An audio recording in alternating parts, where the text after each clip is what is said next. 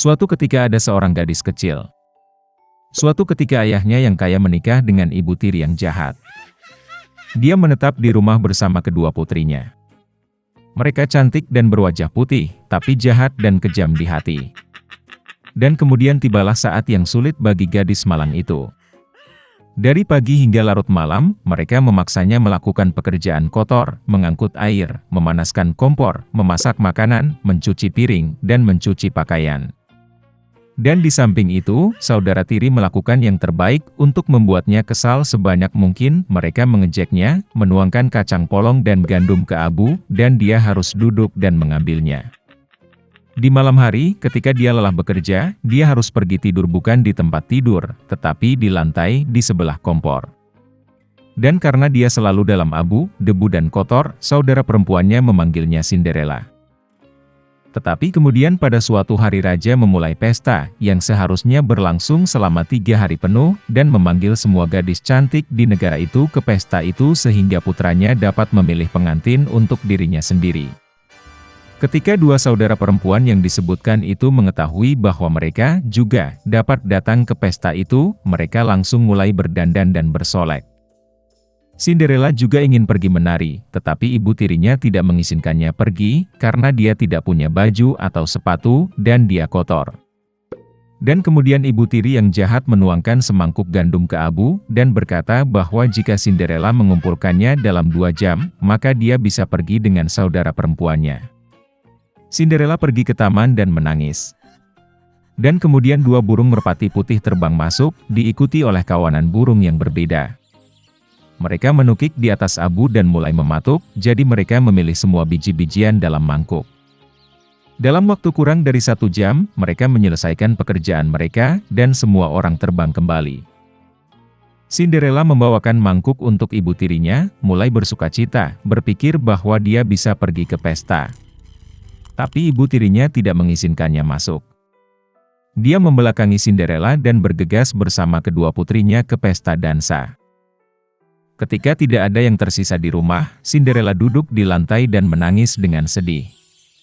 Dan kemudian 2 burung merpati putih terbang masuk, diikuti oleh kawanan burung yang berbeda, dan mereka membuang pakaian dan sepatu mereka, berkilau dan semuanya dari emas.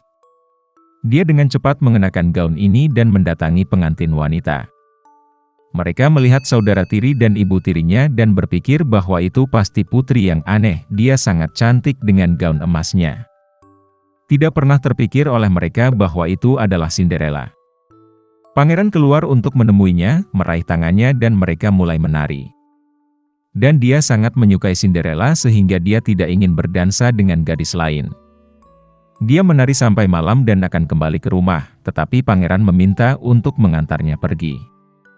Dia ingin tahu gadis cantik siapa ini dan di mana dia tinggal. Tapi Cinderella lari darinya dan naik ke tempat perlindungan merpati. Pangeran memerintahkan untuk menghancurkan tempat perlindungan itu, tetapi tidak ada siapa-siapa di dalamnya. Dan tidak ada tempat di dekat dia bisa menemukan orang asing yang cantik itu. Tidak ada yang menyangka bahwa Cinderella diselamatkan oleh merpati yang membawanya pulang. Pangeran kesal dan pergi ke istana dengan kepala menunduk. Dan tiba-tiba dia melihat sebuah sepatu, mengangkatnya, sangat kecil dan elegan dan semuanya dari emas murni. Pangeran menduga bahwa ketika Cinderella melarikan diri darinya, sepatu dari kaki kirinya tertinggal di salah satu anak tangga. Pangeran sangat senang dan diperintahkan untuk menemukan nyonya sepatu ini, dan kepada siapa sepatu itu cocok dia akan menikah dengan yang itu. Orang tua kembali dari pesta, mereka melihat bahwa Cinderella sedang tidur dengan kemeja di atas abu, dan lampu redup menyala di dekat kompor. Kedua saudara perempuan itu pergi ke kamar mereka, berharap besok mereka akan cukup beruntung untuk mengenakan sepatu emas. Keesokan harinya, pangeran datang ke rumah mereka, dan berkata bahwa setiap orang yang ingin mencoba sepatu calon istrinya harus keluar. 2 saudara perempuan keluar, dan ibu tiri mengunci Cinderella di rumah dan tidak membiarkannya keluar. Kakak perempuan mencobanya sepatu kecil. Adik perempuannya mencobanya sepatunya bagus. Pangeran hendak pergi, tetapi Cinderella keluar dari jendela dan berlari ke arahnya. Dan dia memakai sepatu, dan itu pas untuknya. Pangeran menatap matanya dan mengenali gadis cantik yang berdansa dengannya. Dia membawa Cinderella, menunggang kuda, dan pergi untuk bermain pernikahan dengannya. Dan dia memerintahkan saudara perempuan dan ibu tiri untuk dikunci di rumah mereka, dan jangan pernah membiarkan mereka keluar dari sana. Beginilah cara mereka dihukum karena kejahatan dan penipuan mereka. Dahulu kala ada seekor induk babi dan ketiga anaknya. Tiga bersaudara memiliki tinggi yang sama, bulat, merah jambu, dengan ekor lucu yang sama. Sepanjang musim panas babi bermain di rerumputan hijau, berjemur di bawah sinar matahari, berjemur di genangan air. Tapi kemudian musim gugur telah tiba. Suatu hari ibuku berkata sudah waktunya mereka memikirkan musim dingin. Dia meminta mereka untuk membangun rumah besar. Sang adik berkata bahwa musim dingin masih jauh. Kakak tengah berkata bahwa dia akan membangun rumahnya sendiri saat dibutuhkan. Dan sang kakak memutuskan untuk membangun rumah itu sendiri. Saudara laki-laki dan perempuan yang lebih muda tidak melakukan apa-apa selain memainkan permainan mereka. Itu menjadi semakin dingin setiap hari. Sang adik memutuskan untuk membangun rumah dari jerami. Saudara tengah mengira akan sangat dingin di rumah jerami di musim dingin. Dia memutuskan untuk membangun rumah dari ranting dan ranting. Menjelang malam perumahan mereka sudah siap. Mereka sangat bangga pada diri mereka sendiri dan tidak pernah merasa cukup dengan bangunan mereka. Sekarang mereka bebas dan dapat melakukan apapun yang mereka inginkan. Mereka memutuskan untuk pergi ke kakak laki-laki mereka dan melihat rumah seperti apa yang telah dia bangun untuk dirinya sendiri. Kakak laki-laki sedang sibuk membangun. Dia mengoleskan batu, menguleni tanah liat, dan perlahan membangun rumah yang andal dan tahan lama. Adik laki-laki menemukan kakak mereka sedang bekerja. Mereka sangat terkejut dengan jenis benteng yang dia bangun. Kakak laki-laki itu dengan tenang terus bekerja. Adik-adik dan adik tengah mulai bercanda dan menertawakan rumahnya. Mereka begitu geli sehingga jeritan mereka bergema jauh di halaman. Kakak laki-laki meminta untuk diam karena serigala bisa mendengar mereka. Adik-adik laki-laki dan menengah semakin terhibur. Mereka memutuskan bahwa kakak laki-laki itu hanya seorang pengecut. Dan kedua saudara pemberani itu pergi berjalan-jalan. Dalam perjalanan, mereka bernyanyi dan menari, dan ketika mereka memasuki hutan, mereka membuat begitu banyak suara sehingga mereka membangunkan serigala yang sedang tidur di bawah pohon pinus.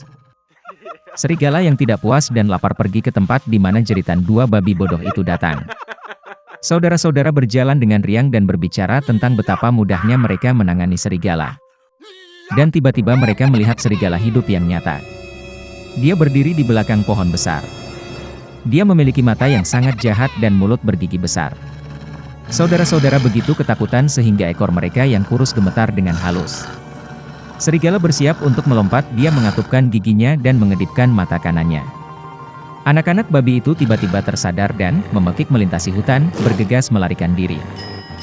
Mengumpulkan awan debu, mereka bergegas ke rumahnya masing-masing. Adik laki-laki itu berlari ke gubuknya yang beratap jerami dan membanting pintu di depan serigala. Serigala menggeram dan menuntut untuk membuka pintu. Adik laki-laki, karena takut, tidak bisa mengucapkan sepatah kata pun. Kemudian serigala mulai bertiup. Atap ringan segera terbang dari gubuk jerami. Serigala itu menarik napas dalam-dalam dan meniup untuk kedua kalinya, dan rumah jerami itu terbang ke segala arah. Serigala itu senang, mematahkan giginya dan menerkam adik laki-lakinya. Tapi babi itu dengan cekatan mengelak dan lari. Dia lari ke rumah saudara tengah. Saudara-saudara berhasil mengunci diri dan saling memandang dengan cemas. Serigala itu marah dan mulai meniup. Rumah itu agak miring. Serigala itu meniup sedetik, lalu ketiga, lalu keempat kali. Tapi rumah itu masih berdiri. Serigala menarik napas dalam-dalam dan meniup untuk kelima kalinya. Rumah itu berguncang dan hancur berantakan. Hanya satu pintu yang berdiri selama beberapa waktu di tengah reruntuhan. Dengan ngeri, anak-anak babi itu bergegas ke rumah kakak laki-laki mereka. Serigala itu mengejar mereka. Dia yakin kali ini babi tidak akan lari darinya. Anak-anak babi dengan cepat berlari melewati pohon apel besar bahkan tanpa memukulnya. Dan serigala tidak sempat berbalik dan menabrak pohon apel yang menutupinya dengan apel. Satu apel keras menghantamnya di antara kedua matanya. Sebuah benjolan besar melonjak di dahi serigala. Pada saat ini, adik laki-laki dan tengah berhasil lari ke rumah kakak laki-laki mereka dan mengunci pintu. Serigala berlari ke pintu, menggeram dan menuntut untuk membuka pintu. Adik-adiknya sangat ketakutan dan tidak bisa membalasnya. Dan kakak laki-laki itu tahu bahwa dia dan saudara-saudaranya tidak perlu takut di rumah batu yang kokoh. Kemudian serigala menghirup lebih banyak udara dan meniup secepat yang dia bisa. Tapi tidak peduli seberapa banyak itu meledak, tidak ada satu batu pun yang bergerak. Dan kemudian dia melihat ke atas dan melihat cerobong asap besar dan lebar di atap. Dia dengan hati-hati naik ke atap dan mulai turun dari pipa. Babi mendengar suara gemerisik. Kakak laki-laki itu segera menebak apa yang terjadi. Dia segera bergegas ke kuali, tempat air mendidih, dan membuka tutupnya. Serigala itu turun dari pipa dan langsung jatuh ke dalam kuali. Matanya membelalak ke dahinya. Serigala yang tersiram air panas terbang dengan raungan liar, dan bergegas ke hutan. Dan ketiga babi kecil itu menjaganya dan senang karena mereka dengan cerdik telah memberi pelajaran kepada perampok jahat itu. Sejak saat itu, saudara-saudara dan ibu mereka mulai hidup bersama di bawah satu atap.